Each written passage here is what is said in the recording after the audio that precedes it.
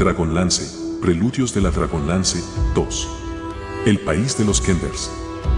Por Mary Kirchhoff. Audiolibro editado por Juan Pablo Flores Montaña. Para El Amo del Calabozo 2024.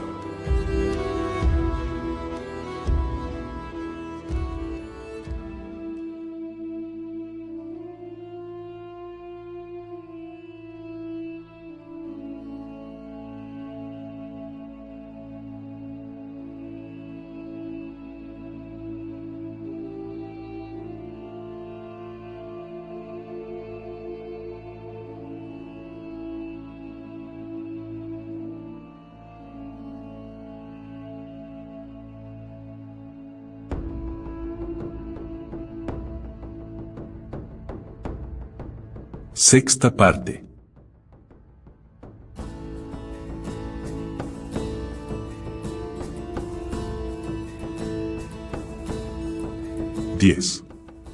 Phineas no disponía de mucho tiempo para llegar hasta su consultorio y preparar las cosas para el viaje. Por consiguiente, corrió el riesgo de montar en un carro de mano de alquiler. Reforzaba tal decisión el hecho de que no tenía la más remota idea de cómo volver a su casa. Cogió hasta el cruce de dos concurridas calles y detuvo a uno de aquellos curiosos vehículos de dos ruedas, tirado por un kender. El conductor, que trotaba entre dos largas varas adosadas al asiento, paró el vehículo con brusquedad. Phineas indicó al kender su dirección. Después de un buen rato de corretear arriba y abajo por varias escaleras y atravesar el patio de una escuela abarrotado de chiquillos kenders, el conductor admitió que no estaba seguro del todo de hacia dónde se dirigía. Un amigo mío tiene un plano de Kendermore y nos aclarará cuánto necesitemos, aseguró con desparpajo. El conductor encontró a su amigo, un vendedor de castañas asadas, y después de mucho conferenciar, unas cuantas escaleras más, y un recorrido turístico entre los puestos cerrados del mercado, amenizado por el aterrorizado aleteo de las gallinas que se cruzaron en su camino, Phineas reconoció los establecimientos de su barrio. Allí, señaló el humano, el tiempo que liberaba los agarrotados dedos del borde del carro. Aquel es mi consultorio. Contempló con añoranza la fachada de la casa que había llegado a temer no vería jamás. El kender clavó de golpe los talones en la calzada y el seco frenazo levantó por el aire al distraído humano. «No hagas eso», protestó Phineas, con una mueca de disgusto. Luego bajó de un salto del vehículo y se encaminó hacia su local. Un momento. ¿Y mis 30 monedas?», pidió el kender con aire ofendido, mientras soltaba las varas del carro. «Al ladrón. Ayuda. Al ladrón». Una docena de kenders que pasaba por la calle levantó la cabeza con gesto culpable y apartó las manos de donde las tenían para meterlas al punto en los propios bolsillos. «Que alguien lo detenga», prosiguió el conductor. «No es más que un pájaro de cuenta, cara de ogro, tramposo, chivo loco, vagabundo descalzo, y me debe 40 monedas». Phineas, francamente ultrajado por el epíteto alusivo a su apariencia de ogro, giró sobre sus talones y se enfrentó al conductor. «Vivo y trabajo en esta calle, por tanto, mide tus palabras. Ahora mismo te daré tus 20 monedas». El antipático kender se pegó a él mientras rebuscaba la llave en sus bolsillos. Había desaparecido, lo que no significó una gran sorpresa para Phineas. Sabía que era del todo inútil esperar que quedara algo de dinero en el cajón donde lo guardaba a diario, pero tenía un escondrijo tras un tablón de la pared de la sala de espera. Una vez localizada la tabla sobrepuesta, el humano la sacó de un tirón. La madera se soltó y cayó una pequeña caja metálica. Eso es brillante. Jamás se me habría ocurrido mirar ahí», exclamó el kender, que seguía pegado a él como una rémora. Phineas abrió la caja sin hacer el menor comentario. Estaba vacía. «Pues a alguien sí se le ocurrió», dijo entre dientes. No le quedaba más dinero en efectivo, recorrió con la mirada la habitación, en la esperanza de que hubieran dejado algo que le interesara al kender. De repente, se le ocurrió una idea. «Muy pronto sería rico, ¿no? No tengo dinero». «Coge lo que te guste», ofreció y señaló con la mano el pequeño cuarto, mientras se dirigía a la oscura sala de consulta. «Cierra la puerta cuando te vayas». «Oh, gracias», exclamó el kender, con los ojos abiertos de par en par. ¡Guau! Fíjate en esto. Pero Phineas ni lo escuchaba. No disponía de mucho tiempo. Se acercó al armario y sacó el par de botas de repuesto. No eran tan cómodas como las que había perdido, pensó entristecido en tanto se las calzaba. Acto seguido, descolgó del gancho una mochila e hizo un recuento mental de la ropa que recogería de sus aposentos en el piso de arriba. De inmediato, sacó de debajo de la camisa la mitad del plano de Kendermore y lo guardó en la mochila. Luego subió las escaleras para cambiarse de camisa, ponerse un jubón y reunir algunas otras cosas. Cuando regresó al piso bajo con las provisiones, entre las que iba un pedazo de tasajo, el humano decidió no encender las velas mientras esperaba a saltatrampas para no atraer al consultorio a algún cliente inoportuno. Sentado en la oscuridad, el cansancio lo venció y enseguida roncaba apacible y feliz. Se despertó sobresaltado al escuchar un quejido procedente de las tinieblas del fondo de la sala. ¿Saltatrampas? Al no recibir respuesta, se levantó de un salto y con manos temblorosas entreabrió las contraventanas. Un delgado haz luminoso se deslizó hasta el suelo. Phineas, con el corazón en un puño, escudriñó el umbroso rincón de donde había salido el gemido. Derrumbado en el sillón de reconocimiento, camuflado en las sombras, se encontraba un hombre corpulento y fornido, de pelo corto y crespo, ojos pequeños y nariz ancha y chata. La sangre le resbalaba por el costado derecho, bajo un apósito de tela blanca teñida de rojo. Phineas corrió hacia el hombre. ¿Quién es usted? ¿Qué le ha ocurrido?, preguntó con voz entrecortada. Deberían curarlo. A eso vengo. Usted es doctor, ¿no?, masculló el sujeto con los dientes apretados. Yo. Claro. Es decir, sí, balbuceó con torpeza, incapaz de reaccionar ante la insólita situación. Phineas atendía los dolores y achaques de unos amistosos Kenders convecinos, había visto infinidad de contusiones, pero por fortuna muy poco del precioso fluido vital. Aquel sujeto era un humano de mala catadura que perdía en un solo segundo más sangre de la que Phineas había visto durante meses. Con infinito cuidado levantó la tela ensangrentada. El paciente sufrió una convulsión al despegarse el apósito del borde reseco de la herida. Phineas se encogió sobresaltado. Lo siento, se disculpó. Tras abrir las contraventanas de par en par, examinó el corte que era ancho, profundo y de unos 12 centímetros de largo. Aun cuando nunca había visto una herida de espada, Phineas no tuvo la menor duda de que aquella lo era. ¿Quién es usted? Me llamo Denzil. ¿Solo Denzil? El hombre lo miró impasible. Solo. Bien, Denzil, ¿qué le ha ocurrido?, inquirió otra vez. Nada. Un simple accidente doméstico. La voz del herido se debilitaba por momentos. ¿Corta la carne con espada?, comentó sarcástico Phineas. ¿Quién ha dicho algo sobre una espada?, replicó con aspereza el tal Denzil. El individuo se incorporó un poco y se las ingenió de algún modo para adoptar una actitud amenazante a pesar de su manifiesta debilidad.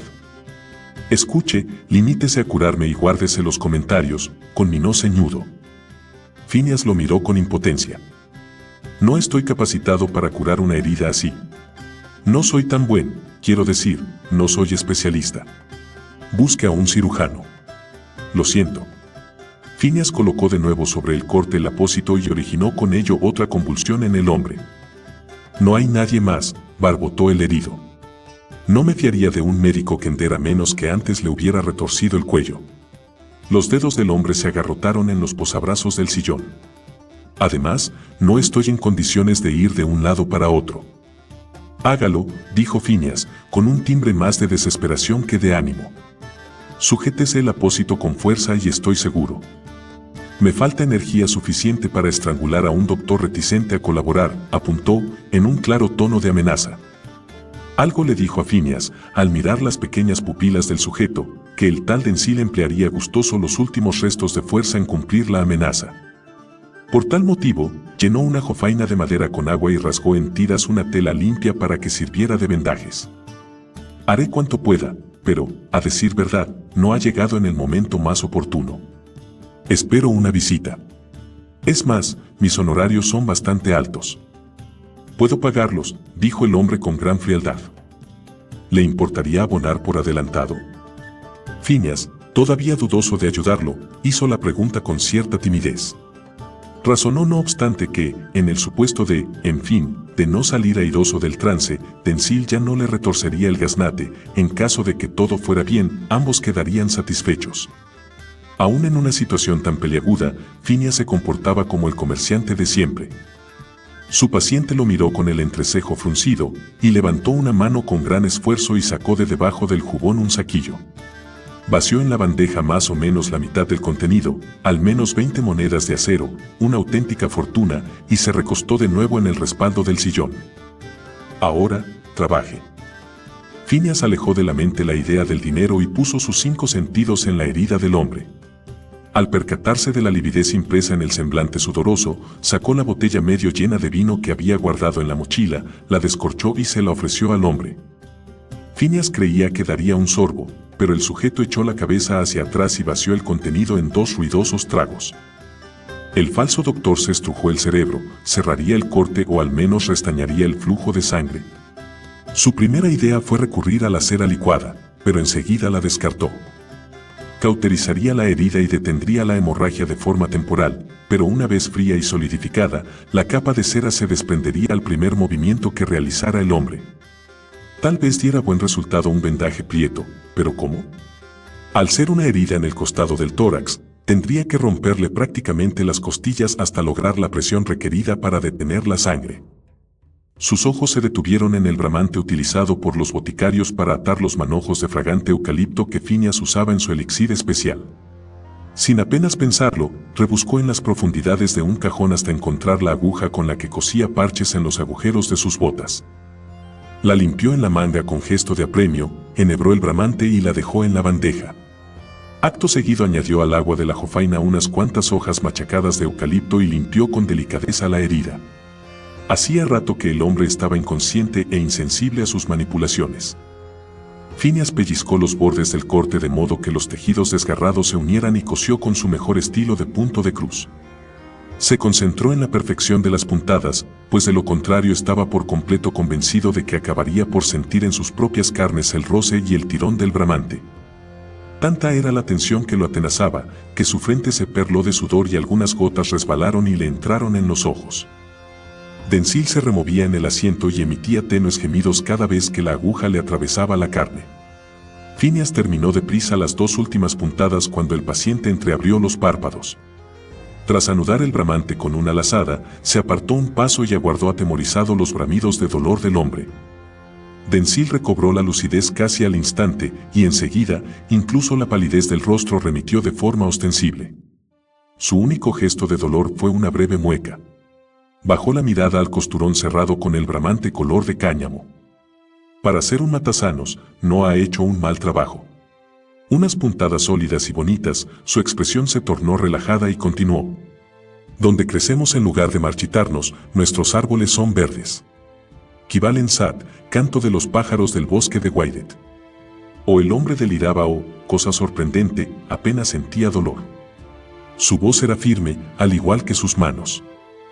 Imagino que conocerá su obra, prosiguió el hombre. El mejor poeta de todos los tiempos. Por supuesto, aseveró Phineas al helado. El extraño sujeto le daba pánico y deseaba que se marchara de la consulta cuanto antes.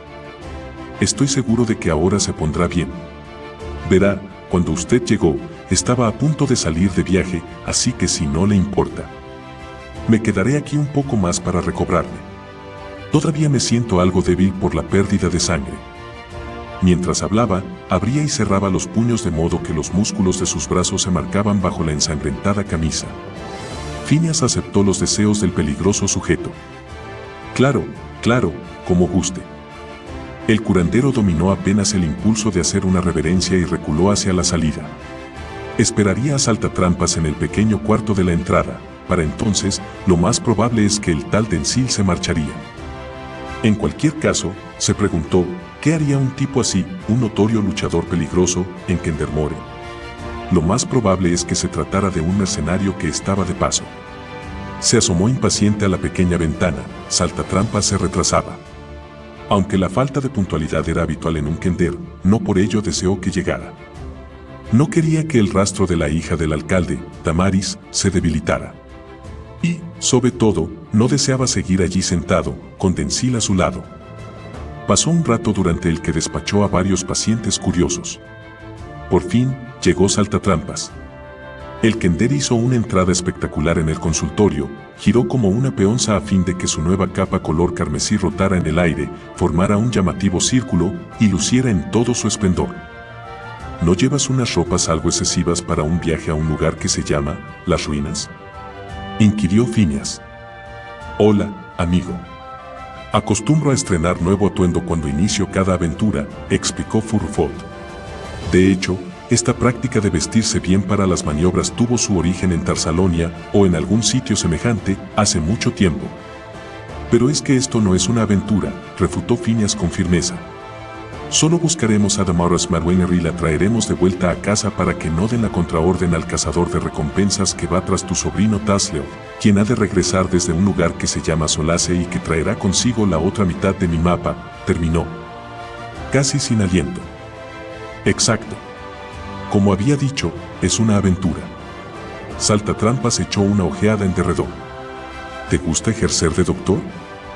En aquel momento Phineas se percató por vez primera desde que entrara en la sala de espera que el conductor del carro había vaciado las estanterías de las paredes. Me gustaba. De repente recordó a Denzil. Estoy listo. No tengo más que despedir a mi último cliente y recoger mi Makuto. Se dirigió a la sala de reconocimiento, envuelta en las sombras. Al cruzar el umbral miró el sillón. Denzil se había marchado. ¿Por dónde se habría ido?, se preguntó Phineas. No había puerta trasera y la única ventana era pequeña, semejante a la de la tienda de velas. Se quedó en completo silencio, a la espera de percibir algún sonido procedente de sus aposentos en el piso superior, pero no se escuchaba ni el más leve roce a través del delgado techo de madera. Denzil debía de haberse escabullido por el ventanuco, decidió el humano, aunque no acababa de comprender el motivo de tal comportamiento. Las monedas de acero continuaban donde el herido las dejara, cerca de su mochila. La desaparición del sujeto era tan extraña como él mismo, todo el asunto era raro en verdad. Phineas se encogió de hombros, se embolsó las monedas y tomó la mochila por las asas de cuero. Su rostro se ensombreció de repente al advertir que su mapa parcial de Kendermore asomaba por la boca de la bolsa.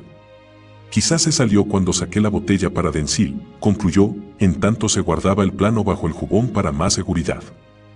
Cerró las contraventanas, salió a la calle acompañado por Saltatrampas y se aseguró de que el letrero de «cerrado» quedara visible. El Kender y el humano se dirigieron hacia la zona noreste de la ciudad, tras las huellas de Damaris Marwenger. Una oscura silueta permanecía al acecho en el quicio de la puerta después de que pasaran más de 5 minutos desde que el Kender y el humano partieran montados en pequeños ponis. Mientras se ceñía el costado para aliviar el dolor de la herida causada en el reciente duelo, el hombre cruzó de acera y caminó calle abajo. En su agitada vida como mercenario profesional, acababa de topar con el que tal vez fuera su último trabajo.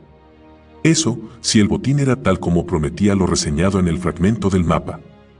En esta ocasión sería su propio jefe, trabajaría para sí mismo. Llegó hasta su montura, un temible garañón azabache al que había dejado en un oscuro callejón cercano. Disponía de provisiones para un mes, tiempo más que suficiente, según sus cálculos, para localizar la ciudad de Solace y a un Kender llamado Tasleof. 11. 1, 2, 3, tirad. 1, 2, 3, tirad. Tas, Gudrow y los 7 enanos gulis jalaron con todas sus fuerzas, pero la carreta hundida en el agua no se movía un solo centímetro. Se las habían ingeniado para sacarla hasta casi la mitad de la inclinada playa, pero ahora el vehículo estaba atascado con firmeza en la blanda arena, bajo las olas. Gudrow, con el agua hasta la cintura, soltó la amarra y se enderezó. Al hacerlo, el dolor que le torturaba la espalda se incrementó. Lo siento, señorita Onslager, pero no creo que lo logremos. La carreta no se ha movido en los últimos 20 tirones. No te rindas nunca, Gudrow. Esta ha de ser la máxima de tu vida, animó Gisela, sentada en el techo del carromato. Y ahora, todos a la vez, 1, 2, 3, tirad. Pero, antes de que hubiera pronunciado la palabra, tirad, el grupo completo había dejado caer la cuerda y se arrastraba con debilidad de vuelta a la playa. Los gullies, situados en la parte más somera del agua, cayeron unos sobre otros en un montón informe y empapado. Taz lo siguió y se tendió boca arriba sobre un parche de hierba que crecía en la arenosa orilla. Tras él, Gudrun se sentó junto al kender y reclinó la cabeza sobre las rodillas. ¿Qué demonios os pasa? ¿Os rendiréis ante la primera dificultad? Vociferó la enana, que caminaba de un extremo al otro del techo de la carreta. ¿Hemos llegado hasta aquí para darnos ahora por vencidos? No me conformaré con encogerme de hombros y decir, bien, las cosas se han puesto un poco difíciles, así que me sentaré y me sumiré en la autocompasión. Vale ya, Gisela, replicó Taz. Estamos agotados. Acabamos de sobrevivir a un naufragio. Deja que descansemos unos minutos. Gisela contempló a su maltrecha tripulación. Quizá tengas razón. Por favor, ayudadme a bajar de esta cosa. La enana extendió los brazos con gesto remilgado. Desfallecido, su joven ayudante se puso de pie y chapoteó hacia el carromato. Gisela se sentó en el borde del techo, dio un pequeño impulso y cayó en los brazos de Gudrun. El joven reprimió un gruñido. «Oh, eres más fuerte de lo que aparentas», ronroneó ella. «El peligro es algo muy excitante, ¿no te parece?» El rostro de Gudrun se tornó rojo como la grana y casi dejó caer a la enana en su precipitación por soltarla y volver a la playa. Gisela resoplaba cuando por fin llegó a terreno seco, unas docenas de pasos tras su joven ayudante. De verdad, Gudrun, no era más que una pequeña e inocente broma. A veces no comprendo tus reacciones, protestó. ¿Ninguna mujer ha coqueteado contigo nunca? El muchacho se había sentado, con los brazos en torno a las piernas dobladas y la mirada clavada en el suelo. No, señora. Creo que no, farfulló. Aquello escapaba a la comprensión de Gisela, por lo que dejó de lado el tema y se unió al grupo que yacía tumbado en la arena. Acababa de amanecer cuando Gudrun despertó. En principio se sintió desorientado, hasta que cayó en la cuenta de que el propósito inicial de echar una siesta se había convertido en un profundo sueño de 12 horas. Taz, como de costumbre, estaba tumbado de costado, hecho un ovillo. Gisela lanzaba tenues ronquidos. Los enanos gullies se habían amontonado unos sobre otros y, de tanto en tanto, alguno gemía y se removía. El estómago del joven gruñó. Aquello le recordó que no había probado bocado desde la mañana del día anterior. Echó a andar a lo largo de la playa, en dirección sur, con el propósito de encontrar algo comestible. La playa de arena se extendía 1 kilómetro, más o menos, antes de dar paso a unos afloramientos rocosos, guijarros sueltos y bancos de tierra erosionada. A partir de aquel punto, caminar por la orilla se tornó dificultoso en extremo, por lo que Gudrun se dirigió tierra adentro. En tanto percibiera el sonido de las olas, se dijo, no cabía la posibilidad de perderse. Al poco, el joven encontró un terreno de espesa maleza entre la que crecían arbustos con frambuesas. Llenó su sombrero con las maduras bayas rojizas y se sentó, dispuesto a darse un festín. Su desayuno se vio interrumpido por el rumor de un movimiento en los matorrales. El joven rodó sobre sí y se quedó inmóvil, tendido boca abajo, en alerta. Entonces se repitió el ruido, el resoplido de un caballo. Con infinitas precauciones, Gudrun levantó la cabeza. La visibilidad no era buena, en algunos puntos, en especial en aquellos donde crecían las bayas en torno a los nudosos troncos de árboles y las peñas, los arbustos superaban la altura del joven. Con pasos medidos, rodeó la vegetación, de pronto, rompió a reír, se enderezó y emitió un agudo silbido. Junto a unos arbustos estaban los caballos de Gisela, que ronzaban satisfechos. Al divisarlo, los animales se abrieron paso a través de la maraña de matorrales y se dirigieron ansiosos hacia donde se encontraba. «Cuánto me alegro de que estéis bien», dijo entre risas, mientras pasaba los brazos en torno a los cuellos de las bestias. «Temí que no os vería otra vez». Ambos caballos arrimaron el hocico a los bolsillos de Gudrun. «Habéis encontrado lo único que os puedo ofrecer», rió el joven entre dientes. «Recolectemos unas bayas y volvamos con los demás, ¿de acuerdo?» Gudrun llenó otra vez su sombrero con frambuesas, así como los fondillos de la camisa, para ello la sujetó como un delantal. Al cabo de unos minutos, él y los caballos regresaron a la playa. Tazleov se incorporó y se frotó los ojos. En ese momento, Gudrun apareció con los animales. Al instante, todos se despertaron y engulleron con alegría las bayas frescas. Entretanto, el joven ayudante condujo a los caballos a las aguas de la playa y los enganchó al carromato medio sumergido. «Oh, qué buena idea», dijo Gisela cuando levantó la mirada del puñado de frambuesas. «Espero que mis cosas se sequen pronto, estoy impaciente por vestir algo decente». La enana lanzó una ojeada desdeñosa al sencillo traje de trabajo oscuro que llevaba desde hacía días. Gudrun ajustó el arnés y se situó frente a los caballos. «No sé si lograremos sacar la carreta, señora», advirtió. «Este arnés está en muy malas condiciones porque pasó toda una noche dentro del agua. Quizá la tensión rompa las correas». La enana cruzó los dedos cuando los caballos, guiados por su ayudante, avanzaron y tiraron de forma gradual hasta que el arnés quedó tenso. Poco a poco, la carreta se meció, primero hacia adelante, luego hacia atrás y de nuevo hacia adelante. Al cabo, rodó tras el esforzado tiro de caballos. Los animales ganaron velocidad conforme el carromato se movía en aguas menos profundas y se escurría la que tenía en su interior. «So». Gudrun posó las manos en los belfos de los caballos y los acarició. El vehículo estaba en la playa, el agua salada escurría todavía por la puerta trasera y por los tablones del suelo. «¡Hurra!», aulló Gisela, tan contenta que aplaudió. «Nos pondremos en marcha en un santiamén». «Me temo que no, señorita Onslager». El joven ayudante asomó por la parte posterior de la carreta y sacudió la cabeza con desánimo. «Tanto las ruedas de delante como las de atrás han sufrido daños y el eje delantero está casi partido. Se rompería en pedazos antes de rodar 1 kilómetro». «Bueno, ¿por qué no lo arreglamos?», inquirió Gisela y señaló con gesto ambiguo el carromato. «La gente lo hace a diario, ¿no es cierto? Quiero decir, que a mí no me parece que esté tan mal». Gudrun asintió con la cabeza. «Sí, señora, lo repararíamos». «Entonces, manos a la obra», lo interrumpió. «Si dispusiéramos de los utensilios necesarios, señora.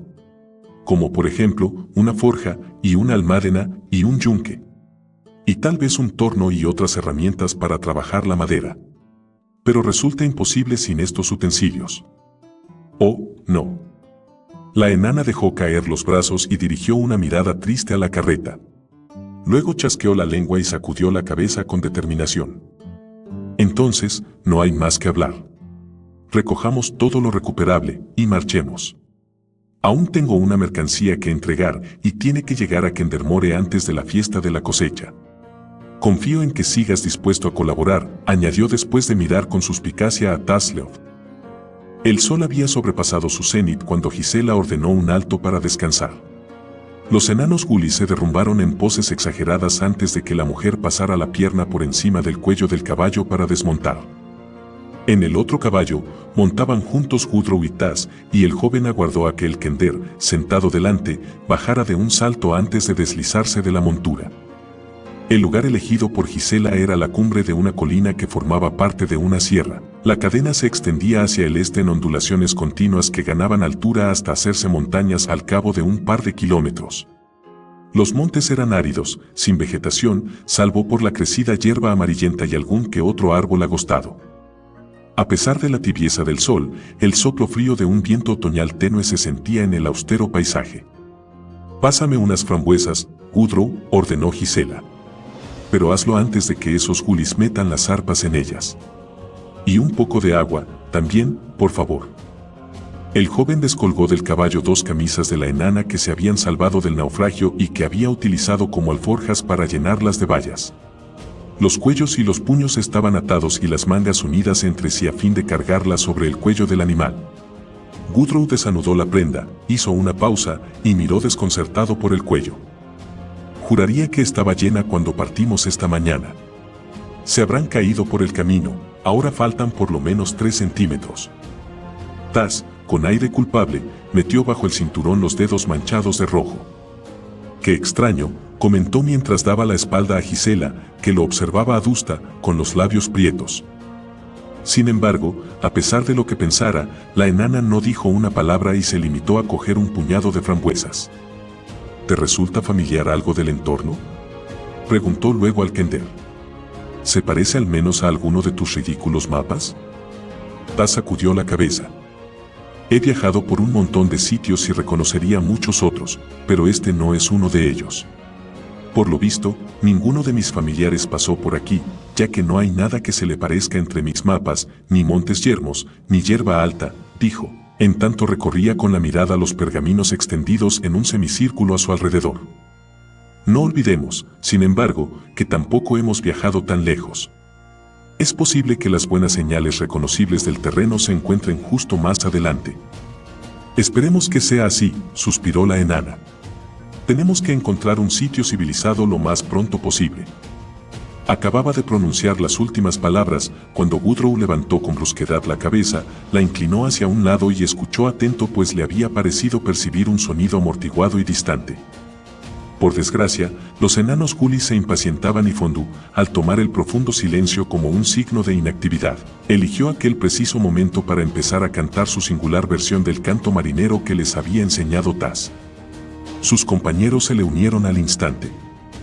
Gudrun agitó los brazos frenético, en un vano intento de que se callaran, pero los Agar interpretaron su gesto como una nueva variante de la canción y remedaron sus ademanes para acompañar sus desafinados berridos.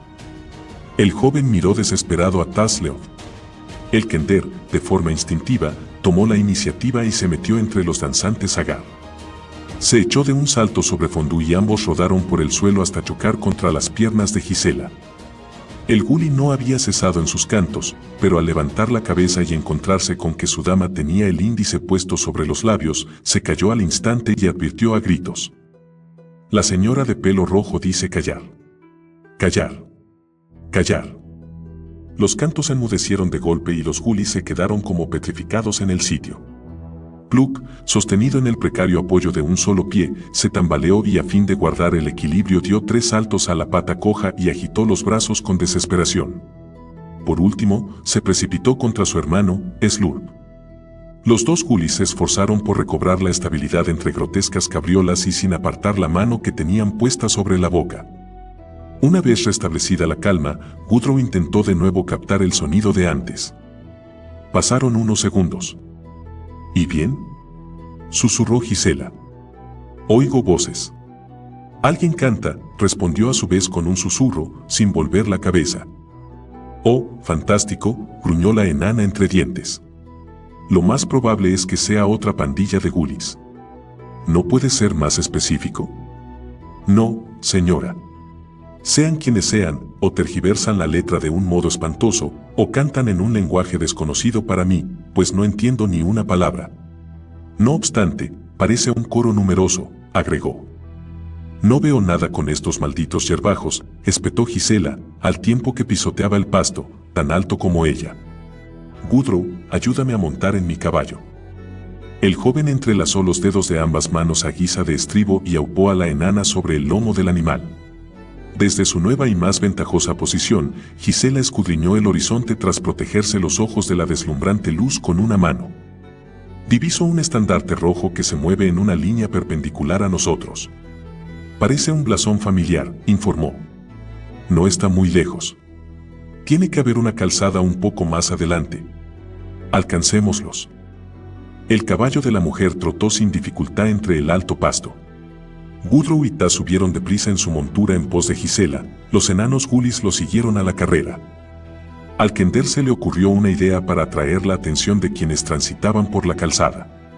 Giró sobre el caballo y animó al líder de los Gulis a reanudar la tonada. Cantad. Cantad, Fondú.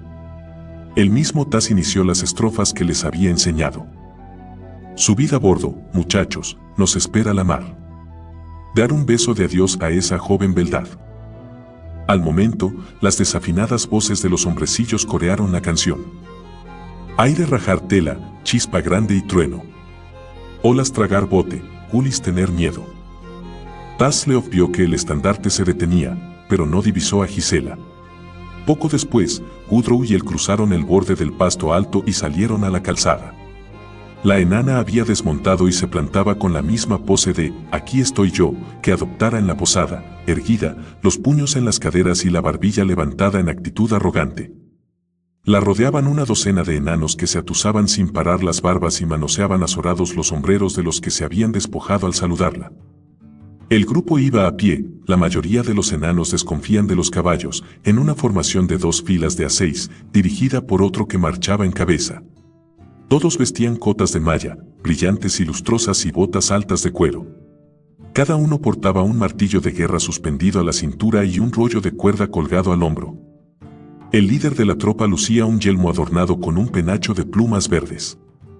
Al aparecer Gudrun y Taz, Gisela les dedicó una seductora mirada y pestañeó con coquetería.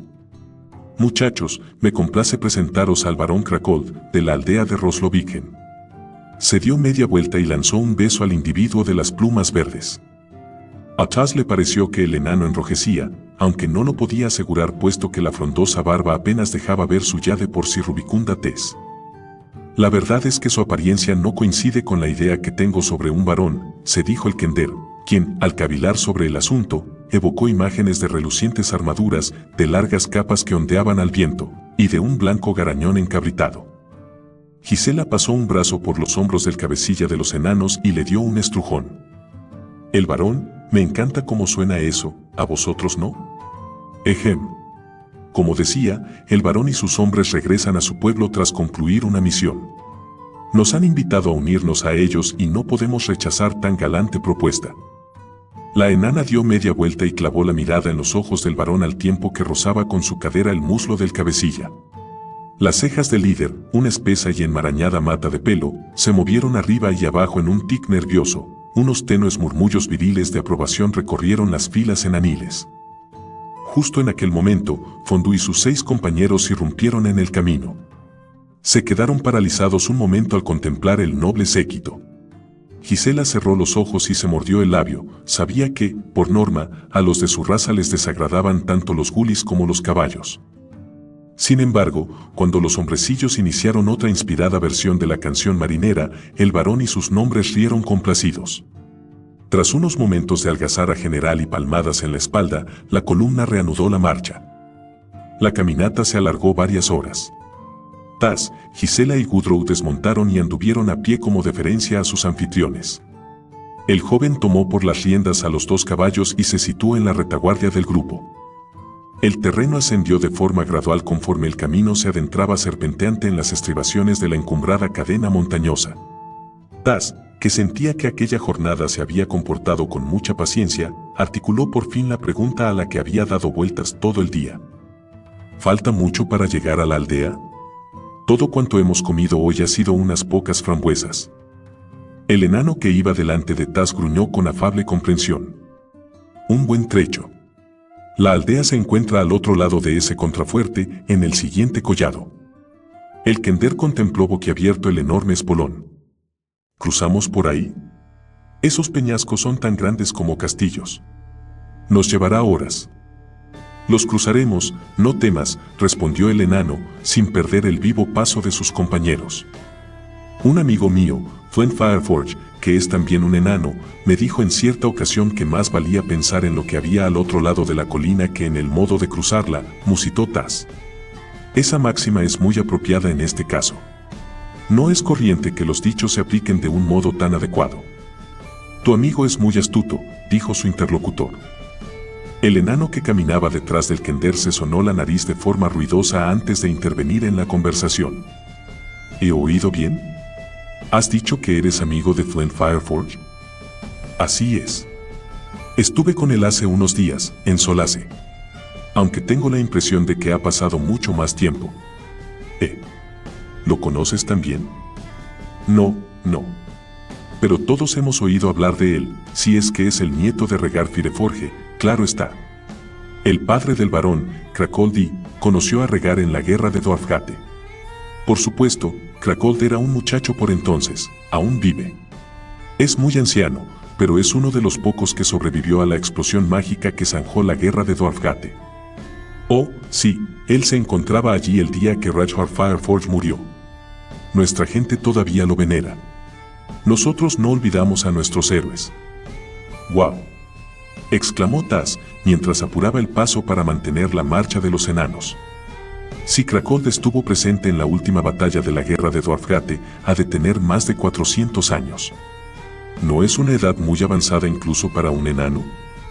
Lo es, y más si se tomó parte en aquella guerra. Dudo mucho de que queden más de una docena de supervivientes, respondió el enano, sonándose otra vez. Mi abuelo y mi tío abuelo perecieron allí, agregó ufano, e hinchó el pecho con orgullo. ¡Guau! Repitió asombrado el kender. Qué estupendo saber a dónde fueron y lo que hicieron tus antepasados. Por regla general, sé dónde estoy yo, pero no tengo ni idea de lo que hace o por dónde anda mi familia, a menos que me encuentre con ellos. Salvo mi tío Saltatrampas. Está en Kendermore, encarcelado. Hacia allí nos dirigimos, para liberarlo. Por cierto, me llamo Tasselhoff Burford. ¿Cuál es tu nombre? Mado Ironsplitter, hijo de Rodhugh Ironsplitter. Mi padre fue el ingeniero que diseñó la puerta principal de Roslovigen. El enano alzó la cabeza con el fin de que lo oyeran los que encabezaban la marcha. Disculpe, excelencia. Charlando con este kender, me he enterado de algo sorprendente. Este tal Burford dice que es amigo personal de Fuen Fireforge, nieto de Rachel Fireforge. Todos los componentes del grupo se detuvieron de forma abrupta y se quedaron en completo silencio. Los ojos convergieron en el varón, quien se abrió paso entre sus hombres y se dirigió hacia Taz. ¿Es cierto lo que ha dicho Matthew?, inquirió. Claro que sí. Somos buenos amigos. Estuve con Flint hace tan solo unos cuantos días. Es un tanto brusco y gruñón, pero, a decir verdad, lo echo de menos. Bueno, muchacho, ¿por qué no mencionaste en el primer momento que eras amigo de los Fireforge?, tronó el varón. Esas cosas no se deben guardar para uno. Ahora eres bienvenido por partida doble. Os hospedaréis en mi casa. Os diré que habéis llegado en el mejor momento. Nuestras fiestas de octubre se inician mañana. El enano se volvió hacia sus compañeros para hacer el siguiente comentario. Y serán sonadas esta vez, ¿verdad? El séquito respondió con risas alegres y cabeceos de asentimiento. Las fiestas de octubre, exclamó sonriente Gisela, al tiempo que palmoteaba de contenta. Me había olvidado por completo de esa tradición otoñal. Casi no lo creo. Gudrun se acercó a Tasleof y le susurró al oído. ¿Qué son las fiestas de octubre? No lo sé, respondió el kender con el mismo tono quedo. Pero a juzgar por sus reacciones, será algo emocionante. Al aproximarse a la cadena montañosa, la expresión de Gudrun se tornó más perpleja. ¿No nos dirigimos hacia un callejón sin salida?, susurró una vez más al kender. Matthew afirmó que cruzaríamos este farallón, pero nos encaminamos justo a la parte más escarpada. Ya lo he advertido, asintió Taz. Pero presumo que saben lo que hacen. Tal vez utilicen cuerdas y poleas para subir el risco. Preferiría no involucrarme más con cuerdas y poleas durante una temporada, gimió el joven. En aquel momento, el grupo se detuvo. Taz echó una rápida ojeada en derredor y constató que se habían metido en lo que parecía un pasaje cerrado. Al frente, una pared escarpada se alzaba 20 metros sobre sus cabezas, flanqueada a derecha e izquierda por muros empinados, jalonados de maleza. Al pie del risco había montones de arbustos y rocas sueltas que se habían precipitado en apariencia desde la cumbre. Los enanos se pusieron a trabajar. Con movimientos rápidos, apartaron algunos de los montones de matojos caídos en la base. Al hacerlo, dejaron al descubierto una enorme cara tallada con tosquedad en la roca. Tenía la boca abierta y mostraba los dientes. Matthew rebuscó en el interior de su mochila, de la que sacó la llave de hierro más grande que Taz había visto en su vida. «Pesa por lo menos 10 kilos», exclamó en voz alta, sin dirigirse a nadie en particular. «Once Akoshiantos, casi 12», corrigió Matthew. No es mucho para una llave en anil. Si vieras algunas de las grandes, las que usamos para las puertas más importantes. El kender emitió un suave silbido. El enano introdujo la llave entre dos de los dientes del rostro pétreo, la asió con ambas manos y la hizo girar.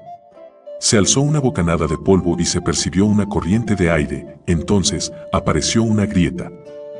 Al alar Matthew hacia sí, la hendidura se ensanchó y otros 2 enanos cogieron los bordes y tiraron de los mismos.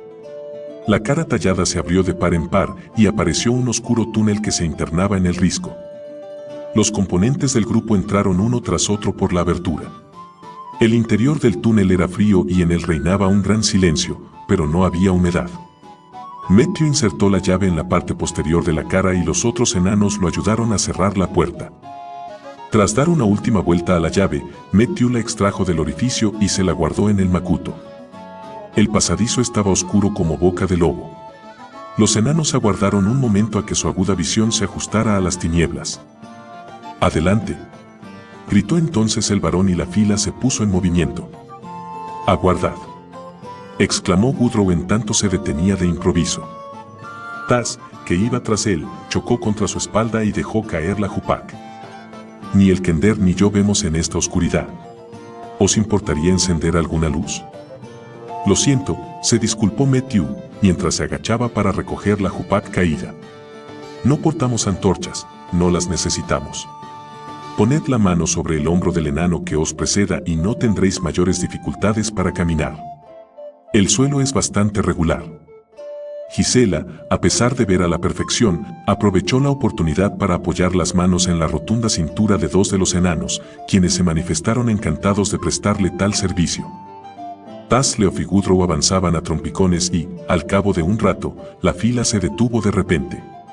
El Kender escuchó un sonoro chasquido y un momento después la luz entraba a raudales en el túnel, los ojos le escocieron y lagrimearon al salir a la claridad a través de otra cara tallada en piedra. «Ahí está», anunció Matthew con orgullo, al tiempo que trazaba un arco con el brazo. «Rosloviggen, la villa más hermosa del reino». Woodrow silbó entre dientes. Resguardado en lo más profundo de un valle flanqueado por dos escarpadas montañas, se alzaba un heterogéneo conjunto de tejados picudos, angulares o sin caída, jardines diminutos vallados, arcos de piedra, columnatas, monolitos y tortuosas callejas empedradas. Era una villa limpia, sin rastro de suciedad, con edificios rectos como flechas.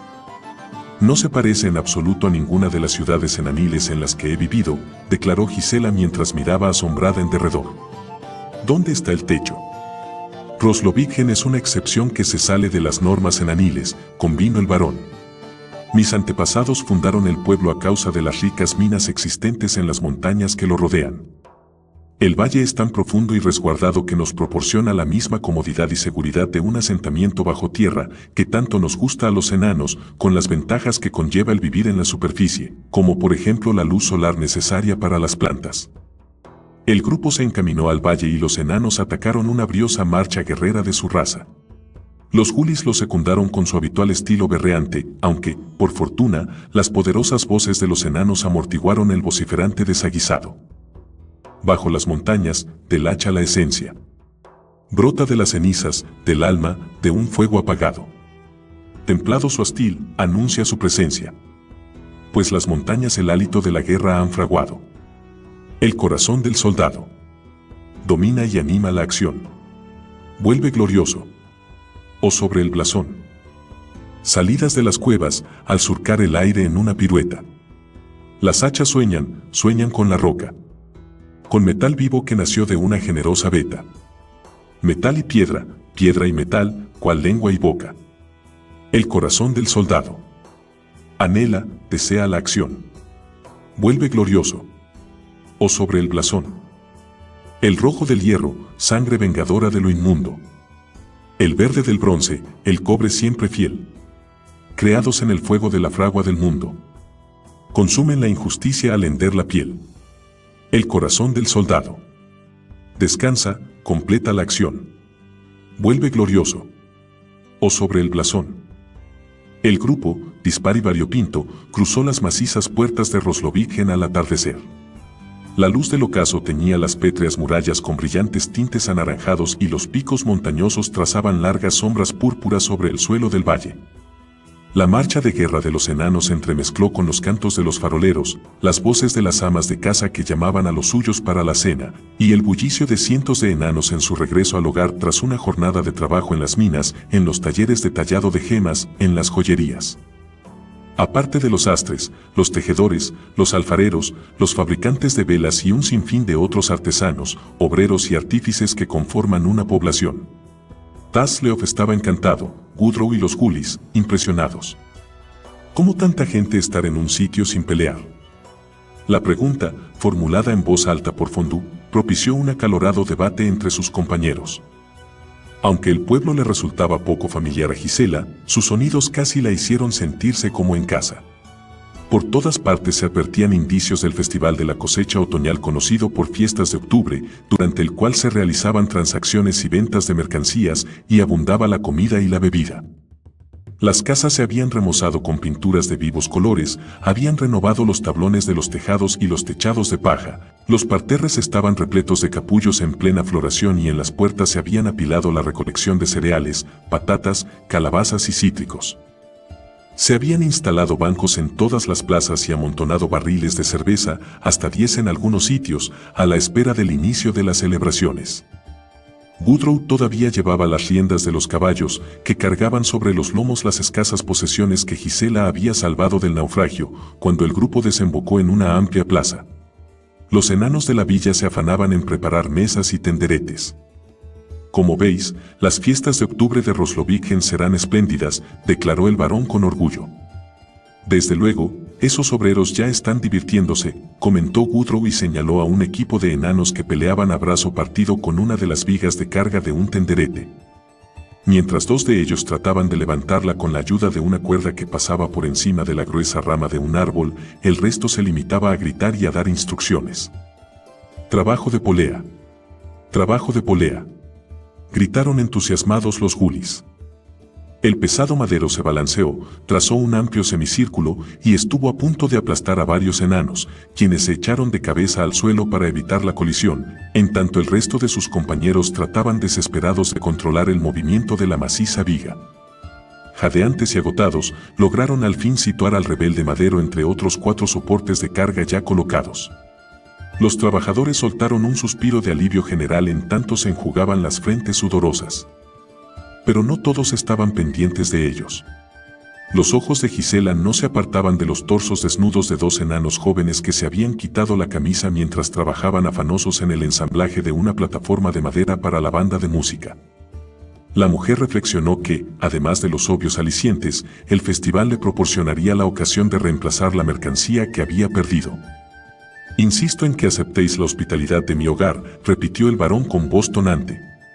«Está cerca y, a mi entender, si nos ofrecéis el relato de vuestras aventuras en tanto damos cuenta de un buen trozo de sabrosa vaca, calabaza untada con mantequilla y manzanas asadas, os habréis ganado con creces el descanso en una tibia cama de plumas».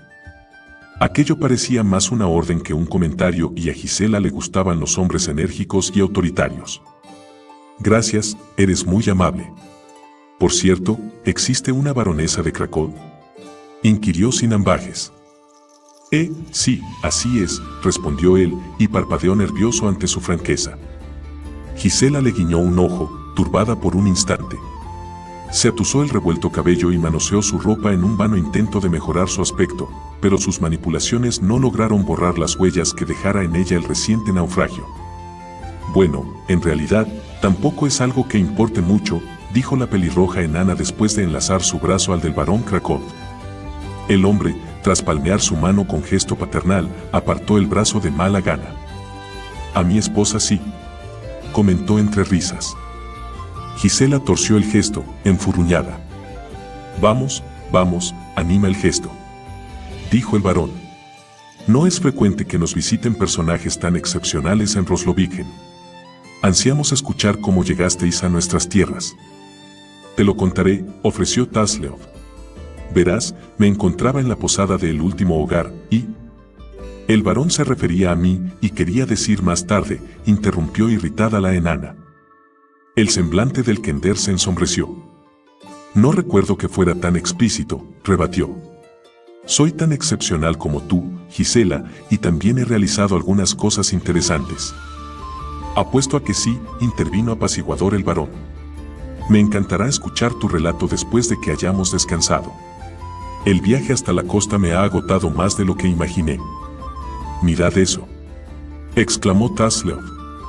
Lo que le había llamado la atención era una gran plataforma circular cubierta con un techo redondo y puntiagudo, repleta de una variopinta colección de animales salvajes tallados en madera. Cada uno de ellos estaba montado en un barrote que iba desde la plataforma hasta el techo. Tas identificó un grifo, un dragón, un unicornio, un caballo con cola de pez y un enorme lobo con cabeza de hombre. Con los ojos como platos, el kender se desplazó de una figura a otra y en cada ocasión llegó a la conclusión de que la última era aún más hermosa que la anterior. Acarició las melenas, se asomó a las fauces, contó garras, ojos y, en algunos de los casos, cabezas. A mí también me interesa sobremanera ese artilugio, dijo el varón, en tanto se frotaba la cuadrada mandíbula con aire pensativo. Me dijeron que se llama carrusel y se construyó de manera particular para las fiestas de octubre. Su creador es un gnomo, otro visitante poco corriente. ¿Y para qué sirve? Se interesó el kender. No estoy muy seguro, admitió el varón. Creo que la gente se monta en las figuras. En su rostro curtido se pintó una expresión de fatiga. Mañana lo veremos funcionar, agregó. Ahora iremos a mi casa, cenaremos y descansaremos para estar en forma durante los festejos. Y con esto, el barón Krakol dio la orden de que el grupo se pusiera en movimiento. Tasleov lo siguió de mala gana, Gudrun lo hizo en silencio. Gisela iba detrás, sumida en profundas reflexiones. Aquella era una oportunidad de oro y tenía que aprovecharla al máximo. Los gulis fueron tras sus pasos, tropezaban con los cordones de sus zapatos, desmañados como siempre, pero también como siempre eran fieles a su ídolo. Vagaron durante tanto tiempo por las estrechas e inmaculadas calles de Roslovigen que Tas llegó a la conclusión de que habían recorrido hasta el último callejón de la villa. Estaba a punto de comentar que debían de haberse perdido. Cuando desembocaron en un amplio espacio abierto en el que se levantaba una sola vivienda flanqueada por varias dependencias y cobertizos. El jardín de delante de la casa, como todos los de Roslovigen, estaba formado por pulcros y cuidados parterres de pequeños arbustos florales y árboles de copas perfectamente moldeadas. En el centro, había una fuente circular rodeada de pesados bancos de piedra. La planta baja de la vivienda estaba construida con enormes bloques de granito, pulido con el fin de resaltar los colores naturales de la piedra. Por el contrario, para los pisos superiores se habían utilizado los característicos ladrillos rojos en aniles. Los aleros angulares encalados presentaban diferentes formas y tamaños y sobresalían del tejado. En total eran 5 plantas, a pesar de que el edificio tenía la misma altura que el de una vivienda humana de 3 pisos. Los últimos rayos del sol poniente arrancaban destellos de los cristales multicolores que cerraban las ventanas en lugar de los habituales pergaminos untados con aceite. Cada alféizar estaba adornado con jardineras que contenían geranios de diferentes colores. Unas sirvientas, que llevaban delantales blancos, cerraban los postigos de la primera planta. El varón irguió la cabeza y puso los brazos en jarra. «Este es mi hogar», anunció con sencillez. Luego, con un ademán, invitó a sus huéspedes a que entraran al jardín y los recibió con un «bienvenidos» y una ligera inclinación de cabeza. Una súbita expresión de sorpresa se reflejó en su semblante. «Vuestros desarrapados amigos se han marchado». Gudrun y Tas, absortos hasta el momento en la contemplación de la casa, se dieron la vuelta y descubrieron que los gulis no los acompañaban. En honor a la verdad, aquella desaparición no afligió a nadie, y mucho menos al varón, aunque por el trato que había dado a los Agar, carente de prejuicios, era un caso insólito entre los enanos. No obstante, no estaba muy seguro de que le gustara la idea de que vagaran por la villa, a pesar de que eso era mejor que se alojaran en su casa. «No tiene importancia», dijo Gisela. «Aparecerán en cualquier momento. O no, quién sabe». Gudrun, pendiente una vez más de la casa, no salía de su asombro. No tenía idea de que se pudieran hacer edificios de esta altura. Me sorprendieron las casas arbóreas de Solace, pero esto... ¿es la magia lo que la sostiene? No, negó el varón entre risas. Solo es piedra, ladrillo y maderas. Aunque, por supuesto, fue construida por enanos. No se percibió el menor asomo de arrogancia en su voz al hacer el comentario.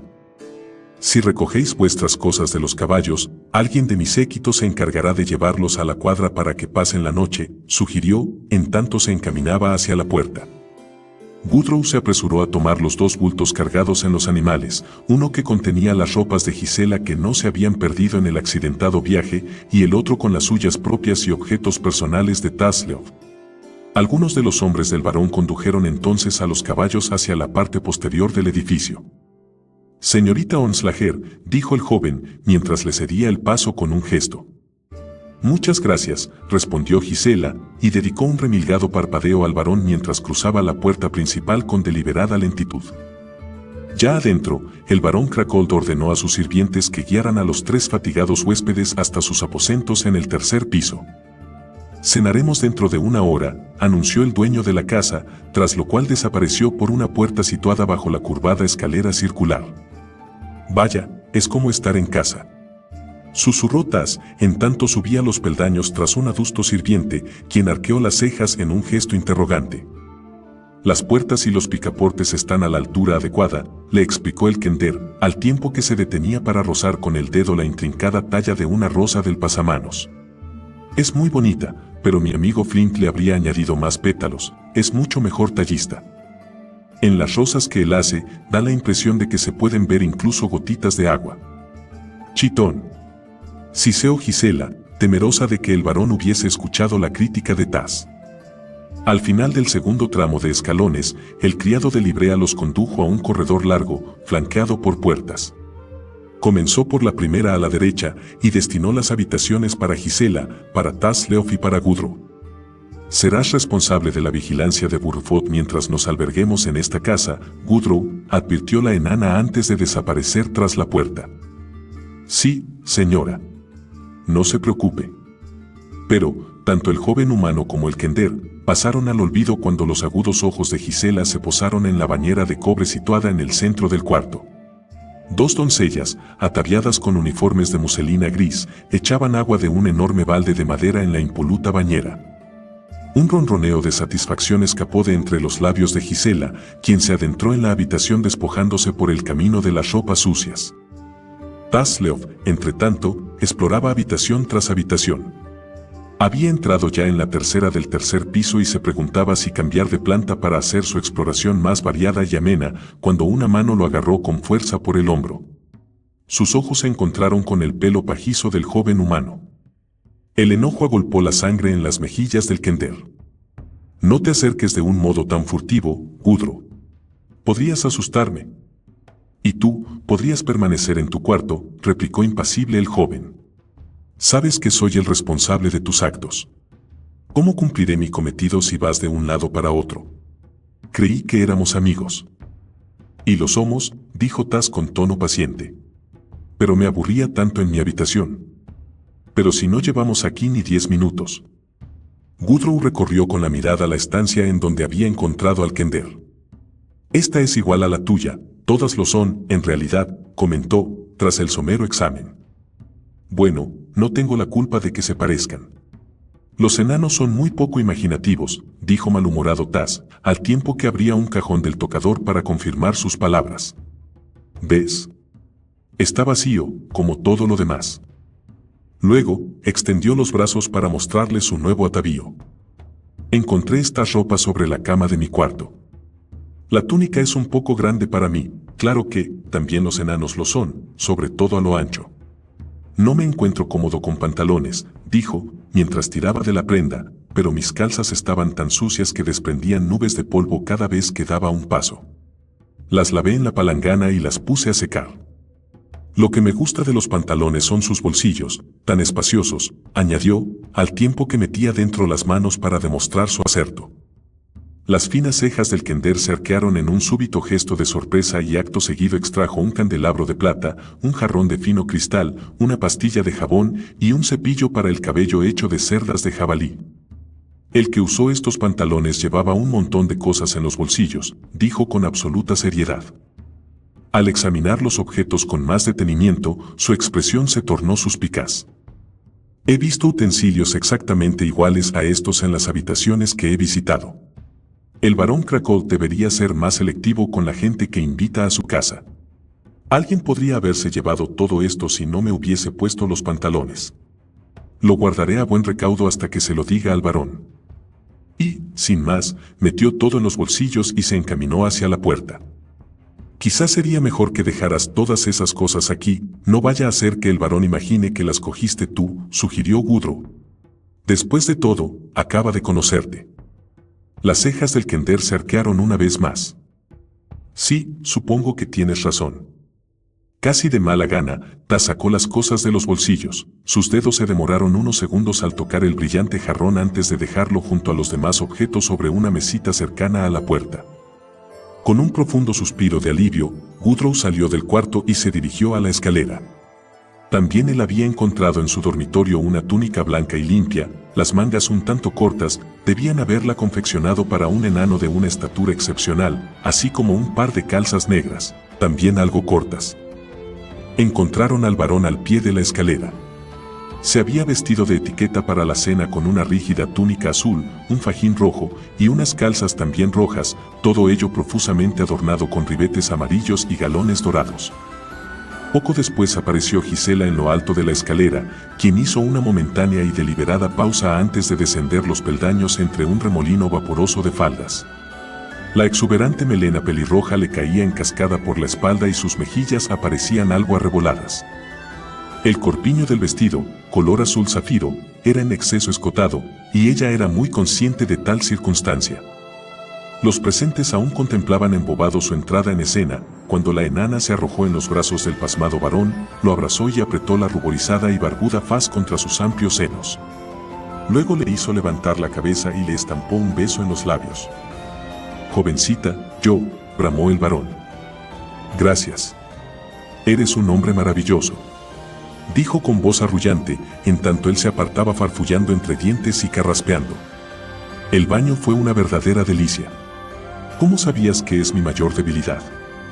Al advertir que su anfitrión se limpiaba el carmín dejado con su beso, se adelantó y con un pañuelo de seda que humedeció con saliva comenzó a frotarle los labios. «Oh, qué traviesa e impulsiva soy. Me detesto, de veras», exclamó con un mohín de fingido disgusto. Un sonoro carraspeo procedente de la base de la escalera puso fin de forma abrupta a la representación de Gisela. Todos se dieron media vuelta, el varón soltó un respingo y se le demudó el semblante. Apartó con gesto brusco las manos de Gisela y se acercó presuroso a una rotunda, achaparrada, barbuda y taciturna enana que lucía un austero vestido pardo de cuello alto. «Hortensia, querida mía», dijo el varón con voz estridente. «Me alegro de que estés aquí». El hombre trató de asirla por el codo, pero ella lo mantuvo prieto contra el costado y, con el ceño fruncido, miró a Gisela de arriba abajo. «Sí, ya veo que te alegras», remarcó con intención. «Te presentaré a nuestros invitados», dijo él con exagerado entusiasmo. «Amigos, esta es mi esposa, la baronesa Hortensia Krakow». Iba a presentarle a Gudrun, pero el kender se adelantó un paso y se interpuso entre ellos. «Castle of Burford, a su servicio», dijo, en tanto le tendía la pequeña mano. «Su casa es muy bonita, aunque mejoraría mucho si le quitaran algunas paredes». «¿Ha pasado alguna vez por Kendermore? Por cierto, alguien ha estado, ay. ¿Qué te ocurre, Gudrun?» «Vale, te presentaré». Con el ceño fruncido, Tas se volvió hacia la baronesa. «Este es mi buen amigo, Gudrun. Lo siento, pero no sé tu apellido». «Erech Banner», farfulló el joven y alargó con gesto tímido la mano, pero la baronesa no le hizo caso. Gisela, que estaba tras ellos, carraspeó y los empujó para abrirse paso. «Oh, sí, ella es», comenzó Tas. «Soy Gisela Onslager», se presentó a sí misma, con la vista clavada en la baronesa. Solo había dos cosas que le gustaban más que una pugna de ingenio y voluntad: ganar dinero y un buen revolcón en el heno. Puesto que los negocios caían en picado por la cloaca y el apetecible varón había resultado ser un pusilánime calzonazos, canalizaría toda su energía en mantener una buena pelea de gatas con la baronesa. Era evidente que la matrona fea y vieja, de cara avinagrada, era quien llevaba los pantalones en la casa, se dijo Gisela. Frotándose las manos con regocijo, permaneció rezagada tras el grupo cuando todos siguieron al varón al comedor. La velada transcurrió en un ambiente bastante tenso que incomodó a todos los comensales, salvo a Gisela. Las dos mujeres no cesaron de lanzarse dardos en la mesa del comedor, en la mesa de juego y, por último, en la sala de estar. El varón se removía como si tuviera azogue en el cuerpo. «¿Me dirá en qué tienda compra sus vestidos, baronesa?», dijo efusiva Gisela, mientras se metía en la boca un trozo de tarta de fresas. Luego, agregó con una sonrisa: «Es tan molesto que los hombres te lancen siempre miradas lascivas». De cualquier modo, imagino que con vestidos sosos, de colores pardos y con cuellos altos como los suyos, lo evitaría, aunque estoy segura de que ni aún así pasarían desapercibidos mis notorios atributos. La baronesa frunció los labios e hizo sonar una campanilla para que acudiera un sirviente. «Traed más tarta de fresas para nuestros invitados», ordenó al estirado mayordomo. Luego, se volvió hacia Gisela.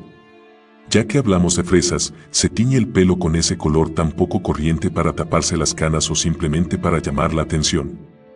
Tasleov, impaciente y aburrido de escuchar aquel tira y afloja, trató en diferentes ocasiones de variar el rumbo de la conversación sin ningún resultado. No entendía a estas dos mujeres. Se sonreían y se trataban con cortesía, pero tenía la impresión de que en el fondo no sentían mucho aprecio la una por la otra.